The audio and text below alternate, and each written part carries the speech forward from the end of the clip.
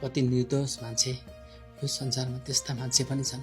मेरो भागमा परेका श्रीमती जस्ता चण्डाल मान्छे पनि छन्। तर मेरै भागमा चाहिँ किन त्यस्ता निर्दोष सोझा मान्छे नपरेर त्यस्ता चण्डीहरू परेका होलान्? म त्यस्तो हुँ कि मेरो भाग्य नै त्यस्तो हो कि कुरै बुझ्न सक्दिनँ। तिनको फोन नम्बर माग्न पाएको भए यसो बेला बेलामा कुरा त गर्नुहुन्थ्यो। दाइ के भयो तपाईँलाई? टोलाको टोलाइ गर्नुहुन्छ? गाडीलाई क्या हो? गाह्रो भयो भने मलाई भन्नुहोस् है। मलाई पनि कहिलेकाहीँ गाडीमा चढ्दाखेरि गाह्रो हुन्छ, त्यही भएर प्लास्टिक बोकेको छु। छैन भाइ छैन, मलाई गाह्रो भएको छ, केही भएन मलाई। हस् दाइ, गाह्रो भयो भन्नुहोस् है त।